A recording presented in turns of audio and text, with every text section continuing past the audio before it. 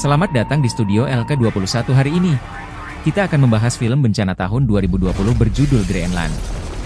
Cerita dimulai dengan adegan konstruksi di sebuah gedung besar, di mana dua pria berbincang tentang penundaan yang membuat bos mereka frustrasi. Tak lama kemudian, kita bertemu John, yang sedang mengemudi sambil mendengarkan berita tentang komet antar bintang yang akan mendekati bumi. Sesampainya di pinggiran kota, John dengan enggan memasuki rumahnya, di mana ia menemukan istrinya yang sedang berolahraga di treadmill. Mereka terlibat dalam percakapan canggung tentang anak mereka, Nathan, dan pesta ulang tahunnya yang akan segera tiba. Saat Nathan muncul, kegembiraannya terlihat jelas ketika melihat ayahnya. Setelah mereka pergi ke kamar, John dan Nathan berbicara tentang gambar komet yang Nathan buat, yang dinamai Clark. Saat mereka berbaring di tempat tidur, terungkap bahwa Nathan menderita diabetes. Obrolan mereka juga menyentuh perpisahan John dari istrinya.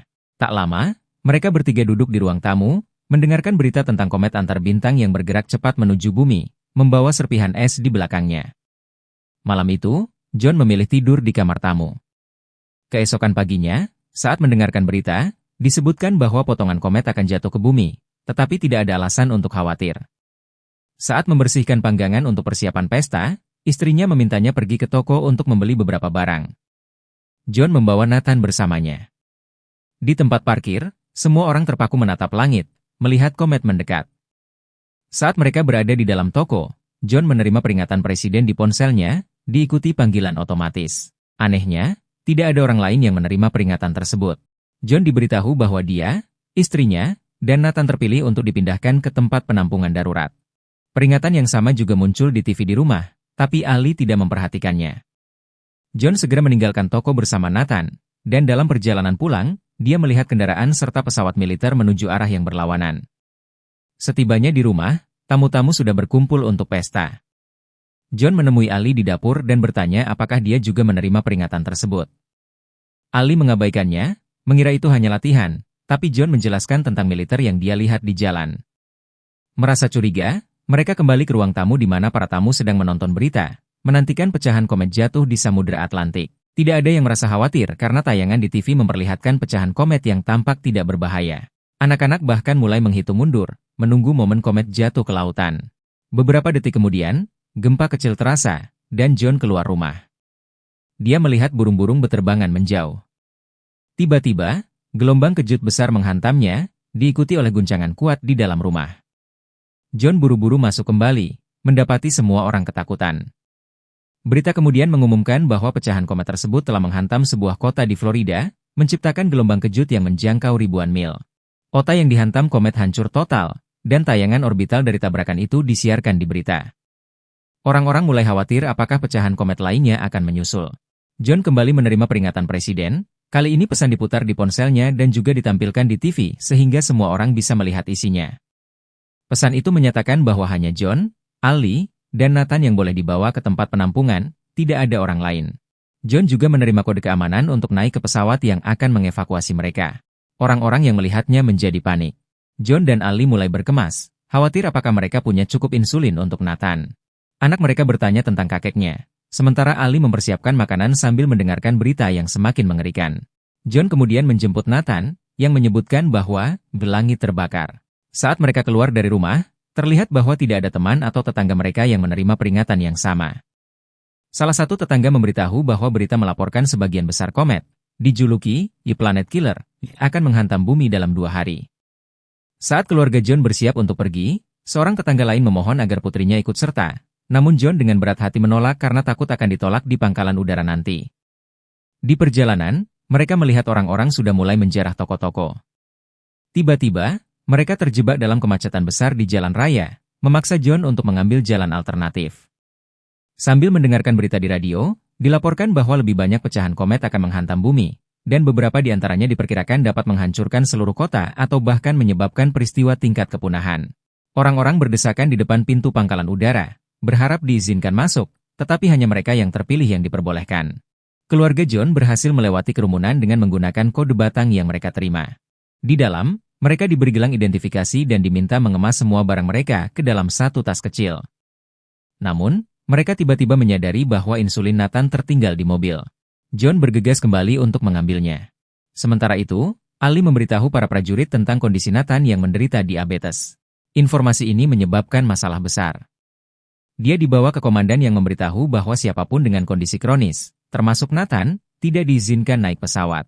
Ali mencoba bernegosiasi, tetapi tetap ditolak. Dia dan Nathan kemudian dikawal keluar dari pangkalan.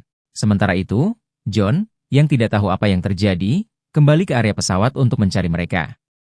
Dia naik ke salah satu pesawat yang akan lepas landas, namun seorang penumpang melihat insulin dan memberitahunya tentang larangan bagi orang dengan penyakit kronis. John panik dan memutuskan untuk turun dari pesawat. Pada saat yang sama, kerusuhan terjadi saat sekelompok orang berhasil menembus pangkalan, dan baku tembak dengan militer dimulai.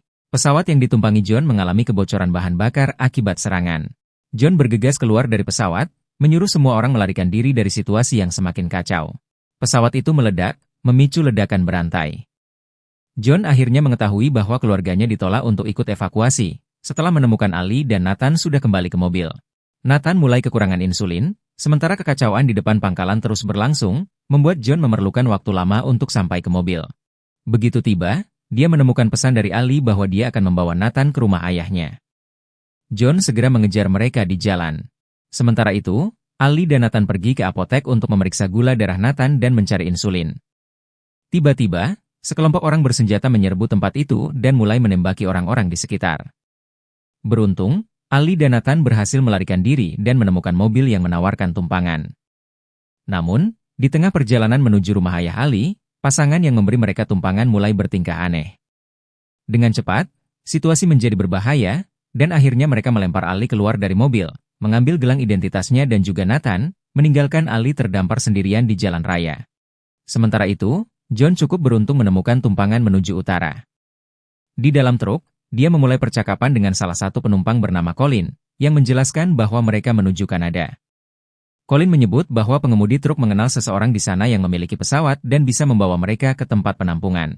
Ternyata, militer telah mendirikan tempat perlindungan di Greenland. Colin menyarankan John untuk menemukan keluarganya dan bertemu dengannya di Kanada, di mana mereka bisa menaiki salah satu pesawat menuju tempat perlindungan.